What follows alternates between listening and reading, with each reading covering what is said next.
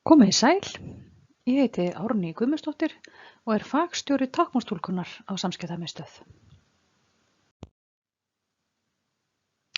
Í fyrirlestrinum mun ég fara yfir þróun túlkaþjónustunnar undanfarin 30 ár ásamt rannsóknum, erlendu samstarfi og fleira. Þegar Samskiptamiðstöð var stofnuð áramótin 1990 til 91 var ráðinn 1 túlkur, en strax árið 92 voru þeir orðnir 10 og 93 var fyrsti rittúlkurinn ráðinn. Smám saman jókst starfsemin.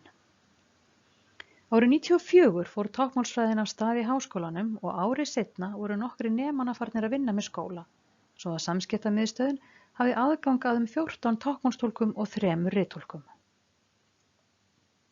Rétt fyrir aldamótin var metfjöldi túlka við störf á Samskiptamiðstöðinni, eða 27 árið 98.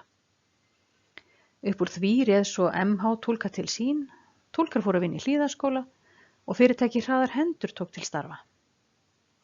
Sumir túlkana hafa færst á milli stofnana eða hætt störfum. Fjöldi DÖFF viðskiptavina hefur ekki breyst mikið í áranna rás. Við erum enn að sinna DÖFF á öllum aldri frá vöggu til grafar og virkir notendur hafa yfirleitt verið í kringum 100 manns, mikið til sama fólkið. Einhverjir deyja jú og nýir koma inn í staðinn, fyrir utan mikinn fjölda erlendra DÖFF sem fluttu til landsins upp úr 2005. Á meðan flest var, voru hér og yfir 40 túlkanotendur af erlendu bergi brotnir. Margir þeirra búa hér enn. Einnig hefur orðið svolítil aukning í einstaklingum með samþætta sjón- og heyrnarskerðingu. Í upphafi túlkaþjónustunnar var haldið utan verkefnin á stóru borðdagatali. Svo var því breytt og pantanir skráðar í dagbók alveg fram yfir aldamótin. Þegar dagbókin dugði ekki lengur til, voru pantanirnar skráðar á miða, en árið 2016 var farið að skráðar í stílabók og þessu ári, 2020, inn í Excel-skjal þegar þær voru mótteknar. Í túlkaþjónustunni er pöntunum svo raðað inn á stundatöflu túlkana, svo auðvelt sé að halda utan hver fari í hvaða verkefni og hvenær möguleiki sé að fá túlk. Þessar stundatöflur fá túlkarnir svo afhendar á föstudögum fyrir komandi viku. Lengi vel voru þær prentaðar út og túlkar geymdu þær í dagbókunum sínum, en fyrir rúmu ári síðan var því hætt og nú fá allir túlkartöflurnar sínar sendar rafrænt. Eins og flestir túlkanotendur vita, hafa túlkar lengi verið með blöð í verkefnum til að fá undirritanir, staðfesting á því að verkefnin hafi farið fram. Mjög fljótlega eftir stofnun var búið til forrit til að halda utan pantanirnar. Það forrit dugði í rúm 10 ár, eftir því sem við munum best, en einn daginn sprakk það og dó. Þá voru búin til túlkablöð í Excel á meðan beðið var eftir nýju forriti. Biðin tók hátt í 2 ár og fengum við skjóðuna árið 2009. Draumurinn er svo auðvitað sá að vera með pappírslaust kerfi, þar sem ekki þarf að prenta út blöð og skrifa undir með penna, heldur verði notaðar einhvers konar rafrænar undirskriftir. Starfsemi túlkaþjónustunnar er í eðli sínu flókin. Oft þarf að taka ákvarðanir hratt og bregðast við pöntunum sem þarf að sinna fljótt, samdægurs eða jafnvel samstundis. Þetta starf gengi ekki án þess að hafa gott fólk í stólnum. Við höfum verið heppin með þær sem hafa sinnt þessari stöðu, en þær eru Jóhanna Þorvaldsdóttir, Heiða Steinsen, Ástríður Stefánsdóttir, Árný Guðmundsdóttir, Fanney Ingólfsdóttir og Gerður Sjöfn Ólafsdóttir. Þessa mundir vinnur Sara Snorradóttir sem starfsmaður túlkaþjónustu og veitir ekki af því að hafa 2 manneskjur til að sinna verkefninu. Einnig starfa ég sem fagstjóri túlkaþjónustunnar, kem betur að því síðar, og Anna Dagmar Daníelsdóttir og Iðunn Bjarnadóttir eru verkefnistjórar túlkunar og sjá meðal annars móttöku nýrra túlka.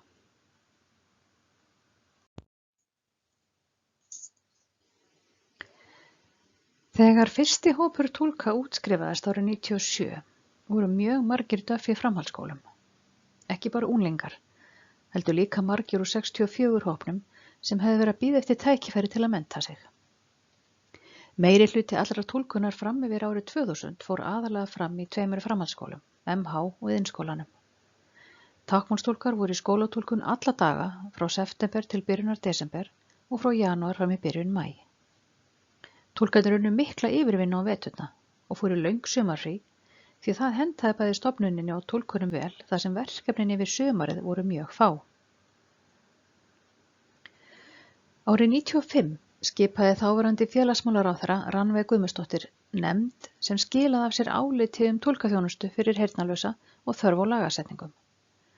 Árið seinna sendi þáverandi dómsmálaráðherra, Þorsteinn Pálsson, bréf til sýslumanna og sveitarfélaga þar sem farið var fram á að þessir aðilar greiddu fyrir táknmálstúlkaþjónustu og því fór að aukast að DÖFF ætti í félagslegum samskiptum fyrir utan skóla og læknisþjónustu. En þá þurfti oft að hringja úr túlkaþjónustunni og spyrja hvort það mætti koma túlkur, til dæmis í viðtöl í skólum og annað þess háttar. Mátti DÖFF koma í jarðarför með túlk með sér? Mátti túlkur mæta með DÖFF í viðtöl? Það mátti ekkert alltaf. Einnig kom það oft fyrir þegar túlkar hjá læknum að þeir segðu: af hverju ertu með túlk? Við höfum alltaf getað að tala saman.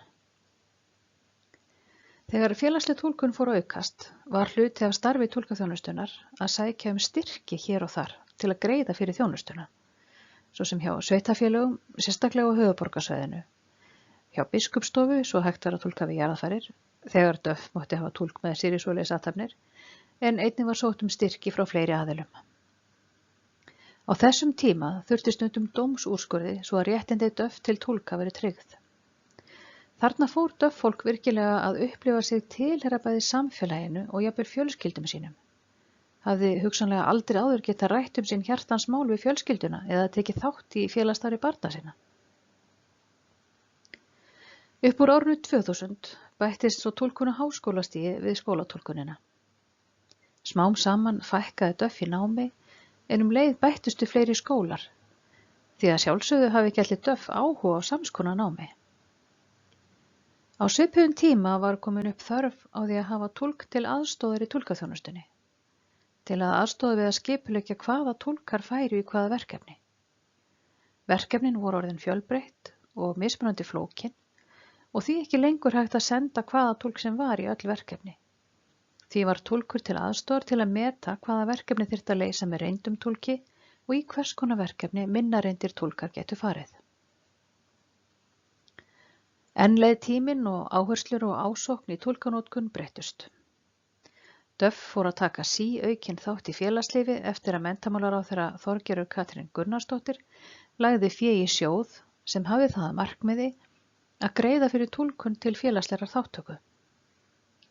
Sú þörf jókst með auknum framlögum til endurgjaldslausrar túlkaþjónustu og því var ákveðið árið 2017 að setja upp vaktakerfi fyrir túlkana, þannig að á hverju virku kvöldi væru 2 túlkar að vinna og líka á laugardögum, þar sem mikil ásókn væri túlkun utan dagvinnutíma. Þetta kerfi var notað þangað til á þessu ári þegar við breyttum aftur í dagvinnu með 1 vaktakvöldi frá mánudegi til fimmtudags þar sem 1 túlkur er á vakt. Í dag er stóri hópurinn frá 64 orðinn fullorðið fólk. Margir með fjölskyldur, margt af yngra fólkinu líka komið fjölskyldur og er í vinnu. Mikill hluti túlkunar í dag er á heilbrigðissviði, endurgjaldslausri túlkaþjónustu, kirkjutúlkun og ýmiss konar fundum og ráðstefnum, en skólatúlkun er orðin miklu minni hluti túlkunar en hún var. Mikill hluti þess sem við túlkum hvað mest er ekki bundið við vetramánuðina. Þó vissulega sé alltaf meira að gera á veturna en sumrin, því þá er meira á námskeiðum og ráðstefnum. Undanfarin ár hefur túlkaþjónustan því þurft að skipuleggja sumarfrí túlkana þannig að alltaf séu nægilega margir túlkar í vinnu miðað við þarfir, þar sem heilbrigðistúlkun og félagsleg þáttaka dregst lítið saman yfir þessa mánuði.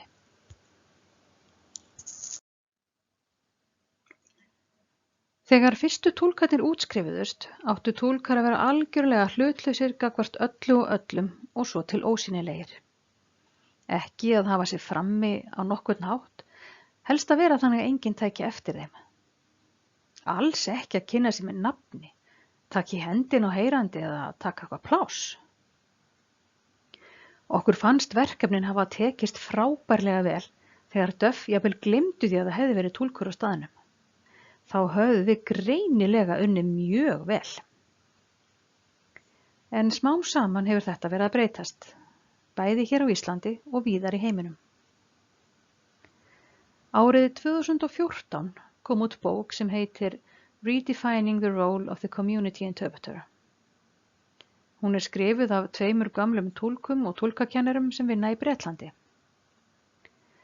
Þar eru færð rök fyrir nauðsyn þess að við horfum á túlka sem manneskjur, einstaklinga. Þó svo að túlkar blandi sér ekki í þær umræður sem verið að túlka, segi ekki sínar skoðanir og séu hlutlausir gagnvart því efni sem verið að túlka, þá er nauðsynlegt fyrir túlkin að hafa pláss, fá efni til undirbúnings, geta unnið vinnuna sína þannig að allir séu sáttir og samskiptin gangi vel fyrir sig. Túlkar eru manneskjur sem taka pláss og eiga sér nafn. Í dag erum við kynntar á upplýsingafundum almannavarna með nafni sem hefði verið óhugsandi bara fyrir ári síðan. Á þessum COVID-tímum hefur líka verið algjörlega augljóst að túlkar eru manneskjur sem þurfa pláss, sérstaklega þegar samkomutakmarkanir hafa verið stífar. Þá hefur ekki þýtt annað en að telja túlkin með. Þá þarf að nýta eitt af þessum 10 eða 20 plássum sem gert er ráð fyrir túlkin.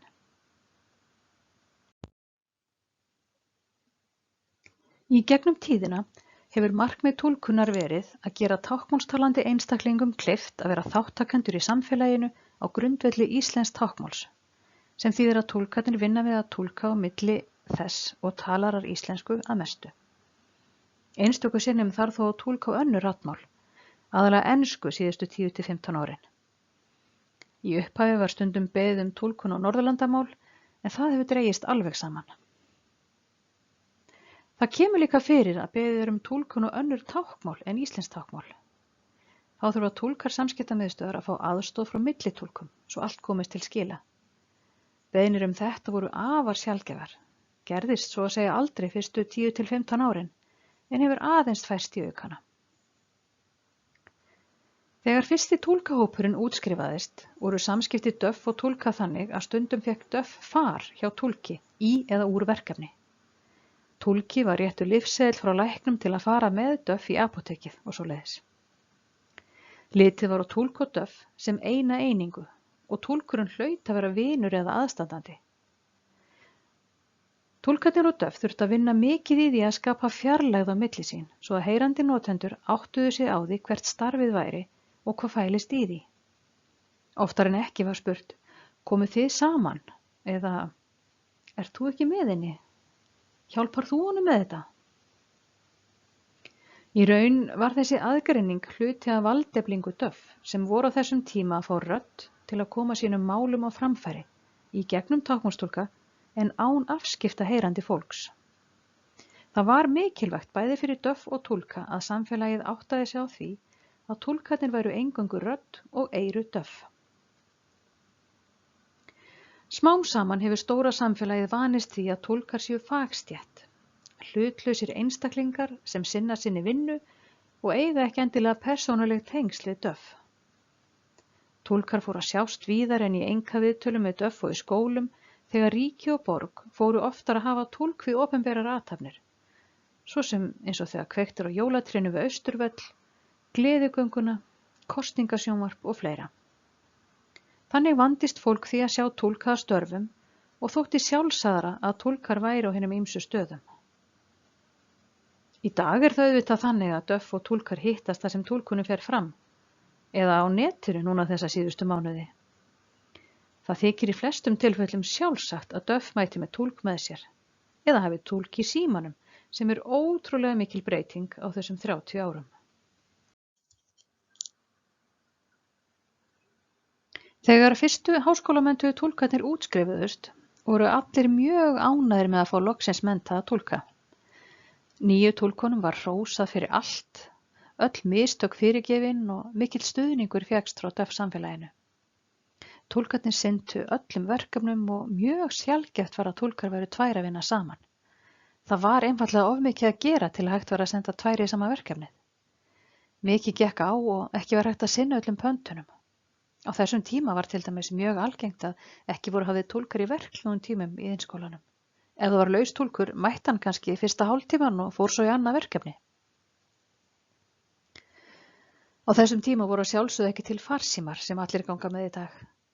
En túlkarnir voru svo forframaðir að þeir sem voru með ráðningarsamninga fengu símboða til að hafa í töskunni.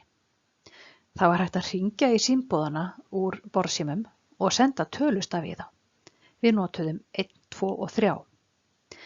1 merkti að hringja ætti strax í túlkaþjónustuna, sem þýddi auðvitað að túlkur þurfti að finna næsta tíkallasíma eða að fá að hringja það sem var stattur til að fá upplýsingar hvert ætti að hlaupa næst. Númer 2 og 3 voru breytingar sem voru ekki eins áríðandi, bara að hafa samband eða koma fljótlega því eitthvað var að bætast við eða falla niður.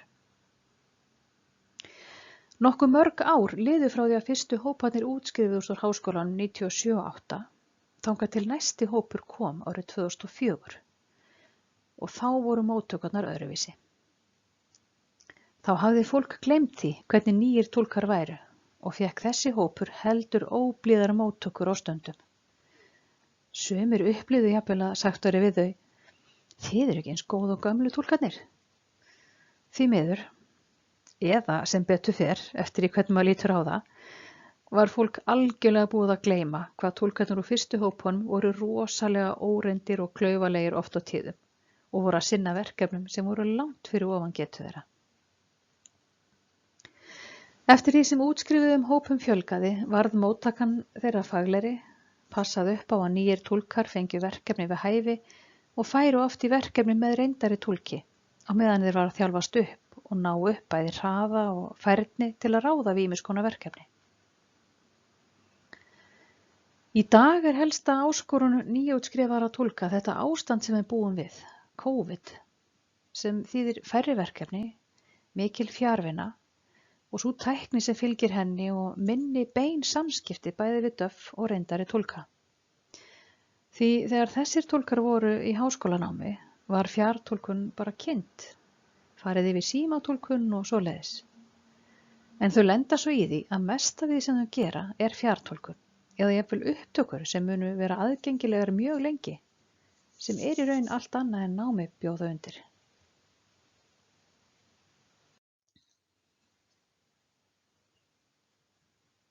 Á samskiptamiðstöðum hefur lengi mikið verið lagt upp úr símenntun starfandi táknmálstúlka. Haldin hafa verið námskeið, workshop og fundir, auk þess sem túlkar hafa farið í túlkunamat öðru hvoru í gegnum tíðina. Í dag starfa ég sem fagstjóri túlkaþjónustu og í því starfi sé ég þessa símenntun, sem þýðir að ég finn til greinar og bækur sem við lesum, undirbý og framkvæmi túlkunamat, tek þátt í að undirbúa vinnustofur fyrir hópinn, fá fyrirlesara inn á samskiptamiðstöð þegar það á við og benda túlkum á ráðstefnur og námskeið sem í boði erlendis. Eitt sem við höfum getað nýtt okkur er rannsóknarvinnan sem fer fram innanhús. Það er mikill akkur í því að geta fengið fyrirlestra og fræðslu þær rannsóknir sem samstarfsfólk okkar vinnur að og geta nýst túlkum í starfi. Þessar niðurstöður geta jafnvel haft áhrif á það hvernig við túlkum þegar er að ræða til dæmis rannsóknir á því máli sem börn og leikskólaaldri nota þar sem þau eru túlkanotendur hjá okkur. Einnig er fróðlegt fyrir starfandi túlka að fylgjast með rannsóknum á málfræði þar sem þær niðurstöður nýtast okkur beint í starfi. Sum verkefni sem unnin á samskiptamiðstöð hafa mjög mikil og bein áhrif á starfið, eins og störf Lilju Þórhallsdóttur sem hefur unnið mikið með einstaklingum með samþætta sjón- og heyrnarskerðingu, þróað þeirra samskiptaleiðir og kennt túlkunum og nota þær, auk þess að kenna þessum einstaklingum að nýta sér túlkaþjónustu. Af og til er samstarfsfólk okkar í framhaldsnámi og þá jafnvel að sinna rannsóknum í því námi sem nýtast okkur beint í starfi, eins og yfirstandandi rannsóknarverkefni Hólmfríðar Þóroddsdóttur gildi undirbúnings fyrir táknmálstúlka. Það er verkefni sem hún vinnur að hluta inn á samskiptamiðstöð og niðurstöðurnar munu nýtast okkur beint í vinnu. Allir túlkarnir hér sinna fleiri störfum en táknmálstúlkun. Þau eru að vinna við þýðingar og ýmsu efni svo sem námsbókum, efni fyrir heimasíður og fleira, auk verkefna innanhúss, svo sem samstarfsverkefna sem tengjast stjórnun, skipulagningu og námsefnisgerð. Einn stærsti kosturinn við það að vinna á samskiptamiðstöð er fólki sem við vinnum með. Það er ótrúlega dýrmætt fyrir starfandi túlka að hafa alltaf möguleika á því að eigi samtali við málhafa. Lifandi orðabók á vinnustaðnum. Meira að segja orðabók með leiðréttingaforriti. Það er ómetanlegt að geta talað við samstarfsfólkið. Hvort sem það er til að fá tákn yfir eitthvað sem maður er að fara að túlka, ræða málfræði, spjalla pólitík eða heilsufar. Geta átt í samræðum þar sem við getum byggt upp táknmálið okkar. Nota það til að tjá eigin skoðanir og hugsanir, rökræða og segja brandara. Þetta stuðlar alltaf því að við verðum betri túlkar, náum betra valdi á þessu tungumáli sem við höfum valið að hafa sem vinnumálið okkar. Í óformlegu spjalli eru unnar óformlegar kannanir á því hvernig eitthvað tákn er notað, hvaða munnhreyfing henti eða hvaða táknaröð sé almennust. Þetta nýtist okkur allt í starfi. Tungumálið okkar væri fátækara ef við hefðum ekki þessi tækifæri til að þjálfa eigin hugsanir á táknmáli, ræða málfræði og táknforða við málhafa, rannsakendur og aðra samstarfsfélaga okkar.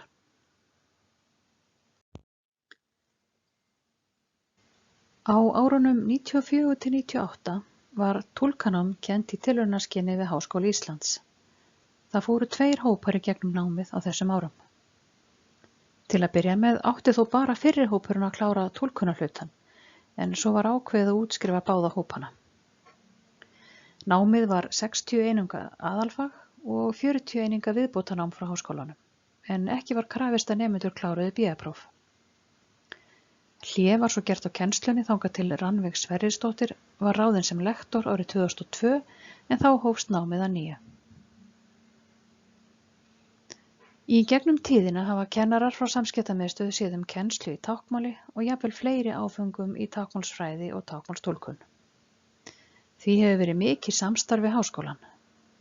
Starfandi túlkar á Samskiptamiðstöð hafa séð um starfsþjálfun túlkanema, stundum í samstarfi við túlka í Hlíðaskóla og eða MH. Í túlkanáminu hafa alltaf verið bæði döff og heyrandi kennarar. Lengst af reyndur túlkur með döff kennara. Í heildina hafa 56 einstaklingar útskrifast sem táknmálstúlkar frá háskólanum í 9 hópum. Tæpur helmingur þeirra starfa sem túlkar í dag, ýmist hér á Samskiptamiðstöð, í Hlíðaskóla, á Sólborg eða sjálfstætt. Einungis 2 karlmenn hafa útskrifast sem túlkar og er annar þeirra starfandi hér. Ýmsar ástæður eru fyrir því að fólk ákveður að starfa ekki sem túlkur á loknu námi. En þess má þó geta að tæplega þriðjungur þeirra sem ekki eru túlkar í dag vinna samt á einn eða annan hátt með táknmál. Hafa hugsanlega unnið sem túlkar árum saman eins og skipt starfsvettvang eða eru í öðrum störfum sem snúa að táknmáli eða samfélagi döff. Þeir sem hafa útskrifast sem túlkar frá HÍ en vinna ekki daglega með táknmál búa einnig yfir þekkingu á málefninu og tungumálinu sem skiptir miklu máli fyrir alla.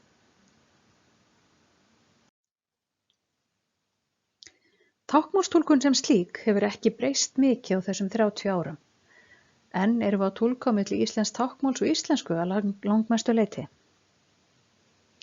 Rittúlkun var í boði á Samskiptamiðstöð fram yfir aldamótin, en henni var hætt þar sem þörfin hafði minnkað mjög mikið og það samræmdist ekki lögum Samskiptamiðstöðar að bjóða upp á hana. En það hefur orðið þróun í því að túlka þegar túlkur og döff eru á sittvorum staðnum. Fyrst var ritsíminn með eins konar fjartúlkun í gegnum ritmál, svo kom MSN. Þróunin hélt áfram og það komu símtæki með skjá sem þurftu 3 ADSL-línur og kostuðu því heilmikið. Pínulítill skjár og símtól í sama tæki. Reksturinn var svo dýr að 1 tæki var staðsett á Samskiptamiðstöð, annað hjá félagi heyrnarlausra og það 3. í Vesturhlíðaskóla. Döff gátu líka komið á Samskiptamiðstöð og fengið símatúlkun þar. Árið 2009 byrjaði Samskiptamiðstöð að bjóða upp á símatúlkun í gegnum Skype og það var hægt að fjartúlka í gegnum tölvur. Boðið var upp á þá þjónustu í 3 tíma á dag, 3 daga vikunnar til að byrja með. En þá var túlkað kannski 1 til 2 símtöl á dag og því var túlkurinn oft settur í önnur verkefni. Smám saman jókst þó eftirspurnin og hægt og rólega var opnunartíminn lengdur, þó að þjónustan hafi ekki fest sig í sessi fyrr en túlkur flutti út á land og var ekki hægt að nýta hann í önnur verkefni. En það var líka árið 2009. Þjónustan hefur þróast mikið og orðið svo mikil sérhæfing að í dag heyrir starfsmaður túlkaþjónustunnar oft á tíðum hver það er sem hringir á tónfalli túlksins. Þegar fólk fór að eignast farsíma með skjá og 3 G-tengingar voru út um allt, var hægt að bjóða upp á túlk í tösku, þá var túlkinn með sér í símanum. En þangað til fyrir nokkrum mánuðum síðan fannst mörgum erfitt að nota túlk í gegnum síma eða tölvur ef það var ekki myndtímatúlkun. Tilraunaverkefni fór af stað haustið 2019 og gekk hægt. En svo kom COVID. Allt í einu var hægt að nýta fjartúlk við ótrúlegustu aðstæður. Döff og heyrandi jafn sáttir við túlkinn í gegnum skjá og kannski allir á skjánum. Sennilega hefði þessi þróun ekki gengið svona hratt fyrir sig ef ekki hefði verið fyrir COVID.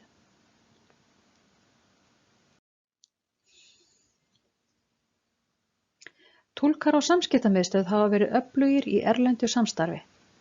Margir þeirra fara reglulega á ráðstefnur og fundi erlendis sem eru ýmist haldnir á vegum norræna samstarfsins þar sem við fundum annað hvert ár, á vegum EFSLI, Evrópusambandstúlka, eða aðrir fundir eða námskeið sem við höfum aðgang að. Við höfum einu sinni haldið þessa norrænu ráðstefnu hér árið 2014 og það styttist í ef við höldum hana aftur þar sem þessi ráðstefna flakkar á milli Norðurlandana. Reyndar frestaðist ráðstefnan vorið 2020 útvarpsöllu. Hún átti að vera í Finnlandi en verður haldin rafrænt í janúar í staðinn. Það er mikilvægt fyrir túlka að vera í tengslum út í heim til að sjá að sú vinna sem fram fer hér á Íslandi er síst lakari en sú vinna sem túlkar erlendis er að sinna. Við erum öll að lenda í svipuðum vandamálum og áskorunum og það sem meira er, þá erum við að leysa þessi vandamál á svipaðan hátt og aðrir. Hér höfum við hátt menntunarstig túlka. Við höfum lagaramma sem er ekki verri en víða annars staðar og vinnuaðstæður okkar eru sambærilegar, jafnvel betri hér en sums staðar annars staðar.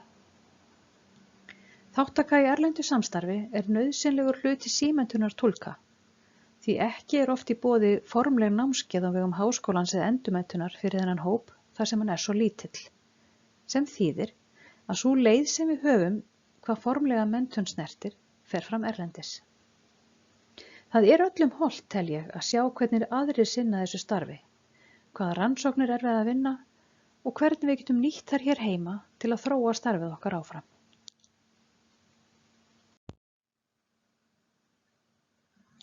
Þetta er túlkahópurinn sem starfar á Samskiptamiðstöð í dag. Ég vil þakka þeim frábært samstarf í gegnum tíðina og einnig vil ég þakka Fanneyju Ingólfsdóttur, Línu Hrönn Þorkelsdóttur og Kristínu Lenu Þorvaldsdóttur fyrir aðstoð við undirbúning fyrirlestraðins, upprifjun og ábendingar. Takk fyrir mig.